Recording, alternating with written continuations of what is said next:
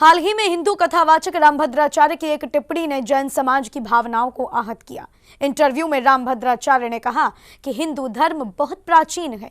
आक्रामक समुदाय मुगलों, जैन और बौद्धों ने इस धर्म को मिटाने का प्रयास किया। इस कथन से समाज में रोष व्याप्त है। समाज में सौहार्द्रता बनाने वाले जैन समाज को आक्रामक समाज की श्रेणी में रखने से समाज में आक्रोश है। और अब रामभद्राचार्य को जवाब देते हुए आचार्य श्री विहर्ष सागर जी महाराज ने जैन समाज के इतिहास से अवगत कराया है। देखें क्या बोले हैं आचार्य श्री। इस प्रकार से जैनों के ऊपर ये आरोप लगाना कि ये जैन लोग विद्रोही हैं, इनने देश को लूटा है। देश को इन्होंने लूटा, देश है तो देश इनका भी नहीं था, देश किसी का नहीं था। देश तो अपने आप अपनी जगह पर है, पर उस देश के हिस्सेदार कोई थे तो वो जैन थे। कथावाचक रामभद्राचार्य श्री की टिप्पणी पर अपनी दो टूक कहते हुए आचार्य श्री ने कहा कि जैन समाज सनातनी है, प्राचीन है, शाश्वत है। जैन समाज कोई लुटेरे नहीं है, ये एक शांत समुदाय है। ये न विद्रोह करते हैं न विरोध। पूरे विश्व में इस समुदाय के कोई विरोधी नहीं है। ये तो अपने हक के लिए भी लड़ते हैं।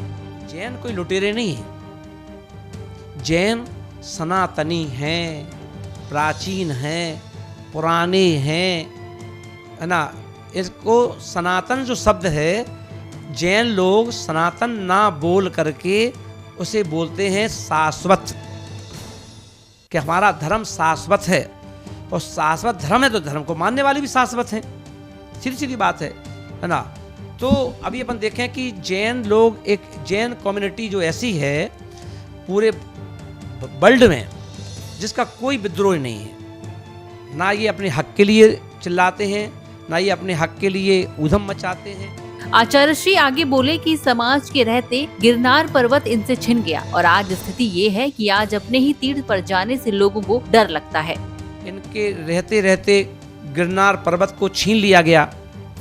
सुप्रीम कोर्ट ने स्पष्ट कहा कि ये दिगंबरों का है, फिर भी उसको लूट लिया गया और वहाँ पर आज जैन लोगों को जाने में डर लगता है, उनको दर्शन नहीं करने दिए जाते हैं। तो ये किसने लूटा? किसने लूटा? जैनों ने या मुसलमानों ने? किसने? प्रश्न है आपके ऊपर, सोचिए। वहीं अपन देखेंगे ऐसे ही कितने क्षेत्र हैं जिन क्षेत्रों पर आज भी कम से कम 25-30 क्षेत्र ऐसे हैं जहां पर इसी प्रकार के उपद्रव जारी हैं कि हम इसको भी अपना बना लें।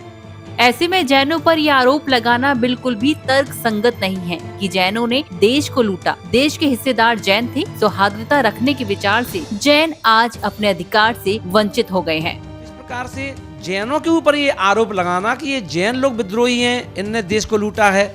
देश को इन्होंने लूटा, देश है तो देश इनका भी नहीं था, देश किसी का नहीं था। देश तो अपने आप अपनी जगह पर है, पर उस देश के हिस्सेदार कोई थे तो वो जैन थे।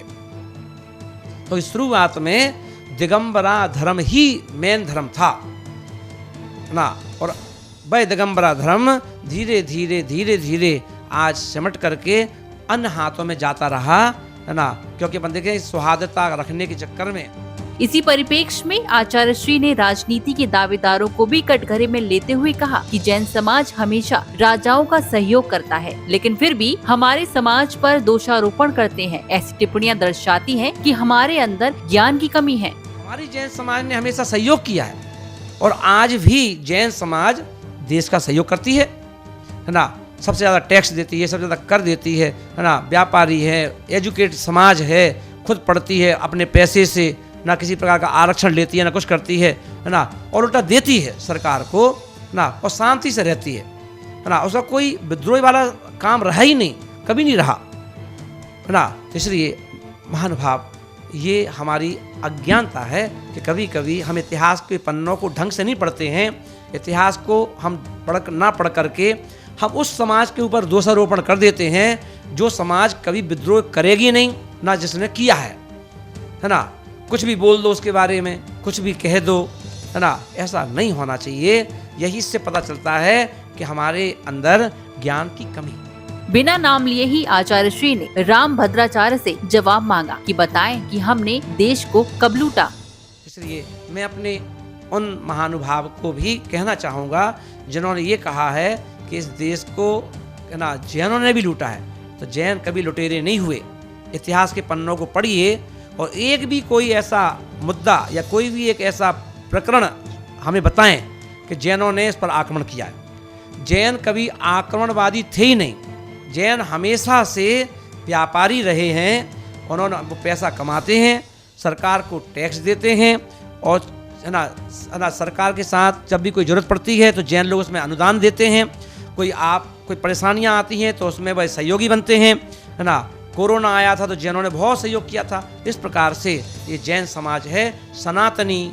सनातन का दूसरा नाम ध्यान रखना शाश्वत, और शाश्वत का अर्थ पुराना और सनातन का अर्थ भी पुराना। तो सबसे पुराना कोई धर्म है तो वो दिगंबर है। दिगंबर ध्यान रखें, है ना। और दिगंबर का मतलब है जो मोक्ष मार्ग पे जाना चाहता है, भगवान बनना चाहता है, वो मोक्ष मार्ग है, ऐसा उसका आशय निकालना चाहिए। इस तरह की टिप्पणियों पर जैन समाज का प्रतिनिधित्व करते हुए आचार्य श्री विहट सागर जी महाराज ने कथावाचक रामभद्राचार्य को करारा जवाब दिया। आशा है भविष्य में वो या कोई भी अन्य समुदाय के कथित संत ऐसी किसी टिप्पणी से समाज को आहत नहीं करेंगे। जैन फोकस के लिए श्री संवेश शिखर जी, झारखंड से ब्यूरो रिपोर्ट।